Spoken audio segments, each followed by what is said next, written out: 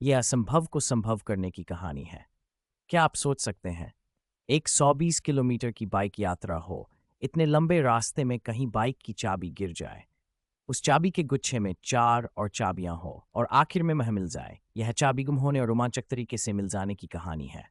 पटना में नौकरी के दौरान देर रात 2 बजे तक ऑफिस से छुट्टी होती थी। होली के अवसर पर 2 दिन अवकाश था।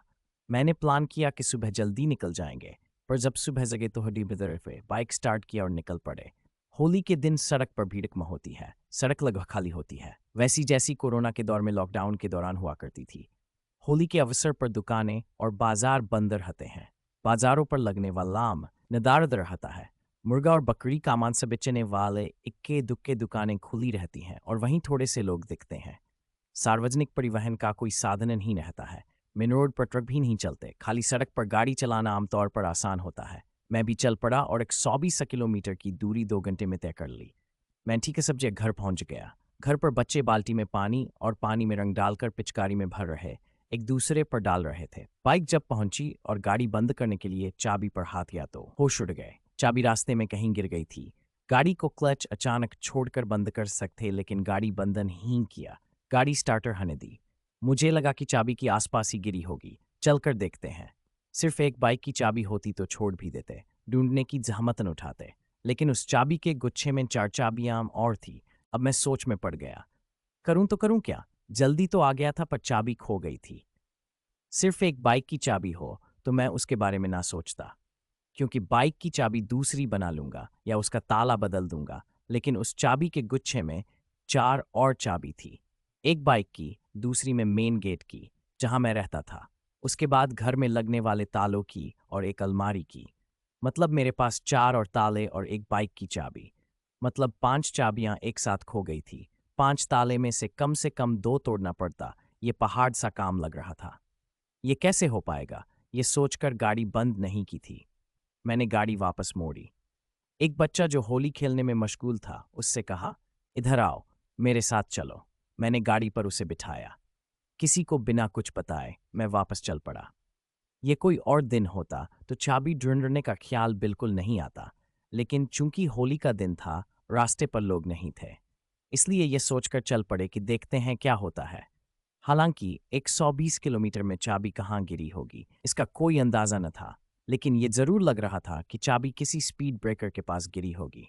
मैंने बच्चे से कहा, मैं बानी तरफ देखता चल रहा हूं, तुम दाईं तरफ देखो। ब्रेकर के पास खासतौर पर गाड़ी की रफ्तार बिल्कुल धीमी करके चलते जा रहे थे। जहां भी संभावना थी, वहां लोगों से पूछा भी कि यहां कोई चाबी गिरी हुई मिली है क्या। जवाब ना में मिलता गया। हम आगे बढ़ते गए। 10 किलोमीटर के बाद 20 किलोमीटर का रास्ता पूरा हो गया। चाबी न मिली। एक चाय की दुकान के बाद खतरनाक ब्रेकर बना था। वहां एक आंटी दुकान में बैठी थी। उनसे पूछा, यहां कोई चाबी गिरी मिली है क्या। उन्होंने कहा, आज तो नहीं मिली है, लेकिन ये पहले कभी 2 चाबियां यहां गिरी हुई मिली हैं। देखिए, शायद इसमें से आपके कोई काम आ जाए। उसमें एक स्प्लेंडर और एक पैशन की चाबी थी। वह काम न आई।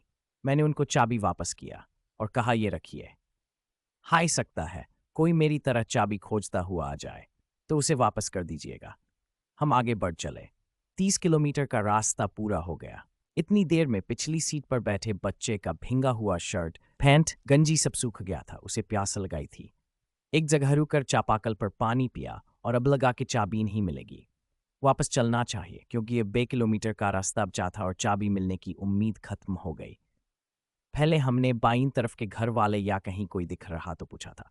अब हम वापसी में दाईं तरफ के लोगों वही प्रक्रिया दोहरा रहे थे। चाबी मिलने की उम्मीद कम थी, लेकिन हमें उसी उत्साह के साथ चाबी के बारे में पूछताछ जारी रखी। एक घर के पास टर्न था। वहां एक गुमटी में रंग गुलाल पिचकारी बिक रहा था। हम वहां रुके और पूछा, यहां कोई चाबी गिरी हुई मिली है। व्यक्ति ने जवाब दिया, हाँ। ऐसे लगा जैसे जान में जान आ गई हो। एक साथ उम्मीद की हजारों किरणें दिखाई देने लगी। आदमी ने कहा, हाँ, चाबी का गुच्छा था। एक 4 साल का बच्चा यहीं खेल रहा था, उसे मिला है। मैंने कहा, बच्चे को बुला दीजिए। बच्चे को ढूंढने लगा।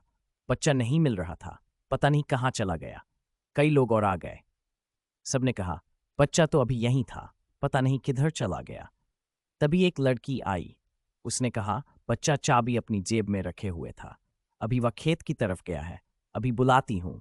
थोड़ी देर में लड़की उस बच्चे के साथ वापस आई। उसने वह चाबी का गुच्छा बच्चे से लेकर मुझे दिया। ये मेरी चाबी थी। हमारी खुशी का ठिकाना न रहा। अब 11:30 बज गए थे।